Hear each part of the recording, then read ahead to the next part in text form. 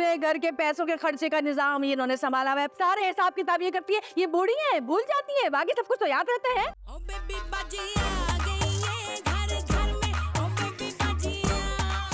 मैं सोच रही हूँ कल मैं जाऊँ फरहत से बात करूँ। आसमा प्लीज तुम चली जाना, तुमसे बेहतर और कौन समझाएगा।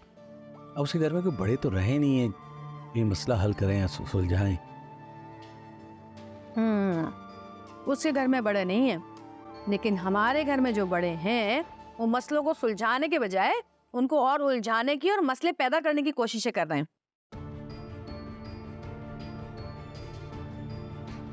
पूछिए जरा अपनी प्यारी फुप्पो से कि ये बजाय इसके कि वासिफ और फरहत की दोस्ती करवाएं, ये रामीन से राब्ते बढ़ाने की कोशिशें क्यों कर रही हैं? क्या? जी पूछे इनसे क्या करती फिर रही है ये। हाँ तो भाई फुप्पो बताइए, कब जा रही है रामीन के घर रिश्ता लेके वासिफ का?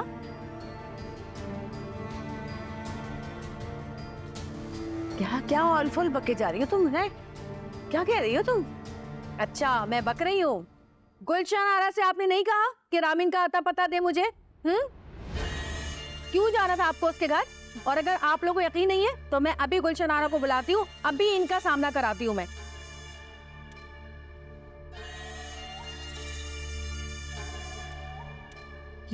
ये क्या कह रही है पप्पू? क्या हो गया? मैंने तो उससे पूछा था कि भाई उस लड़की का आता पता बताओ, कुछ मैं उससे कोई मिन्नत तरला करूं कि हमारे लड़के की जान छोड़े। इसका क्या मतलब? इसका कोई ये मतलब थोड़ी है। वाह पप्पो वाह, अपने लड़के को शह दो और गैर की लड़की के पास जाकर राब्ते बढ़ाने की कोशिश करो। ये कौन सा इंसाफ है? मुझे बताएं, ये कौन से रिश्ते सुलझा रही हैं, बल्कि उलझा रही हैं। और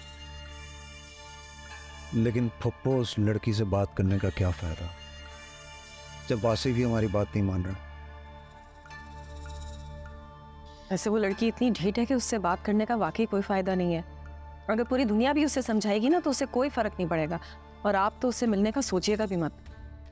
अच्छा भाई गलती हो गई, मुझे नहीं पता था। मैंने सोचा भाई तो मैं मिन्नत तरला करती हूँ कि भाई हमारे लड़के की जान छोड़ो, घर उसका बसा रह दो। और तो हाँ, बात से एक और बात याद आई मुझे। फरहत की सहेलियां मुझे बता रही थी कि वो फुप्पो से मिली थी उस सुबह और फुप्पो के सामने फरहत को लेकर गई है, लेकिन इन्होंने ये बात छुपा के रखी।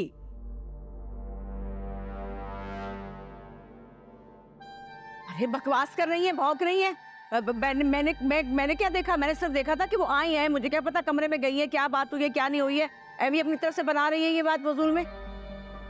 पप्पू अगर आपको सब कुछ मालूम था तो बता देना चाहिए था ना हमें।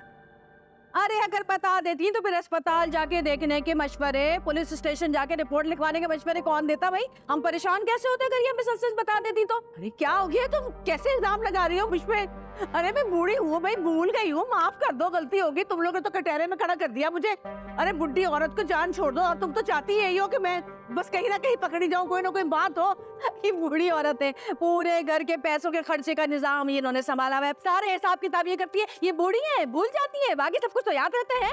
आपकी दुश्मनों तो मैं तो सांस ही बंद हो रहा है। अल्लाह क्या मुसीबत है, मैं कहाँ गई अल्लाह भैया? मैं तो उनका अच्छा चाहता हूँ अल्लाह, तू देखे, तू इंसाफ करने वाला है। सब पानी दिया।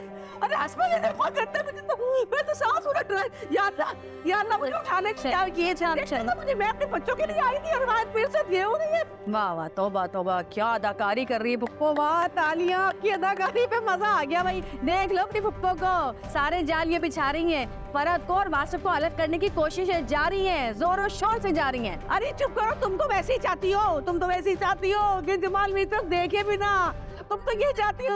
अरे मैं तुमसे बहस नहीं कर सकती भाई, तुम बहुत तेज। माफ कर दो, तुम जीती मैं हारी, मुझे माफ कर दो। मुझे यहाँ रहना ही नहीं, मैं तो चली जाऊंगी। बस मैं तो आऊंगी नहीं, खाना वाना छोड़ दो बस। हाँ, बस ठीक है ना खाओ। हाँ बताओ, चाहती है यो ना मैं ना खाऊं।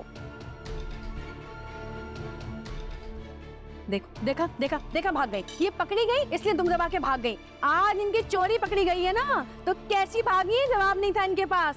देख लिया अपने पुप्पो के कारनामे। असरा भाभी बस करे ना, छोड़े। खाना खाओ, सब खाना खाओ, छोड़ो, दफा करो। हम क्यों अपना खाना आराम करें? खाना खाए।